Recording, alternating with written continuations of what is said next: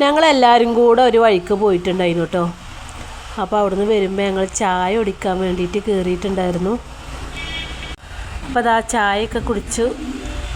നമ്മുടെ കട എന്ന് പറഞ്ഞിട്ട് ഒരു കട ഉണ്ട് കേട്ടോ, അവിടെയാണ് കയറിയിട്ടുള്ളത്. താഴെക്കോടാണ്.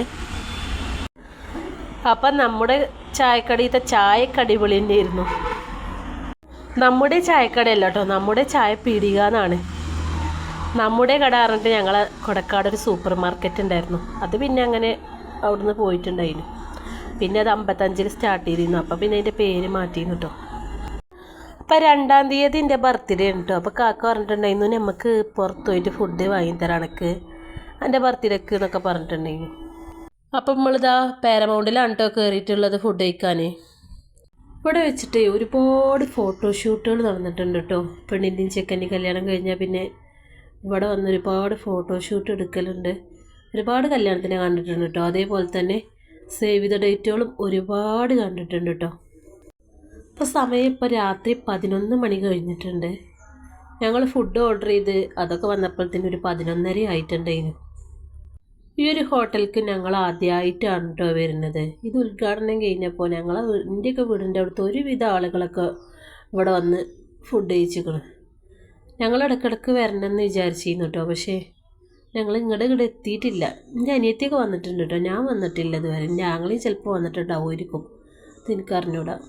ഇവിടുന്ന് പിന്നെ പാർസലും കാര്യങ്ങളൊക്കെ എൻ്റെ വീടിൻ്റെ ഇവിടേക്ക് കൊടുന്നേരും എന്നൊക്കെ പറയുന്നത് കേട്ടിട്ടുണ്ടായിരുന്നു. പക്ഷേ ഞങ്ങൾ ഇതുവരെ ഓർഡർ ചെയ്തിട്ടുണ്ടായിരുന്നില്ല കേട്ടോ ഇവിടുന്ന്. അപ്പോൾ ഇതാ ഞങ്ങൾ കിഴി പൊറാട്ടയാണ് കേട്ടോ ഓർഡർ ചെയ്തിരുന്നത്. ഞാൻ ഇതുവരെ കിഴി പൊറാട്ട കഴിച്ചിട്ടില്ല, കിഴി ബിരിയാണി ഒന്നും കഴിച്ചിട്ടില്ല കേട്ടോ.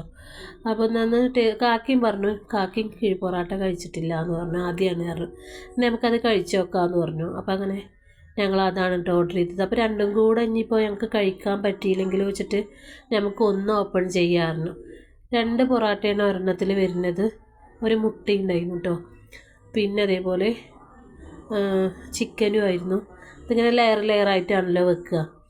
അപ്പോൾ തന്നെ ഞാനും കാക്കയും ഷെയർ ചെയ്തിട്ട് ഒന്നിന്ന് കഴിക്കുകയാണ്. മറ്റേത് പിന്നെ ഞങ്ങൾ പാർസലാക്കിയിട്ട് പിറ്റേ ദിവസം രാവിലെ കഴിച്ചു കേട്ടോ, ആവി ഒളിച്ചിട്ടൊക്കെ.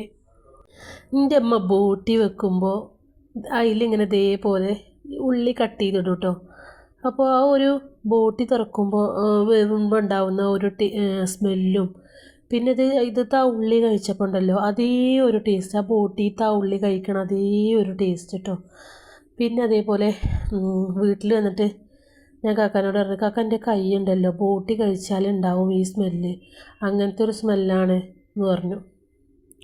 ആ ഒരു ടേസ്റ്റ് കേട്ടോ ഈ ഉള്ളിക്ക്. ഈ കിഴിപ്പൊറാട്ട എത്രയും ടേസ്റ്റ് ഉണ്ടോ എന്ന് എനിക്ക്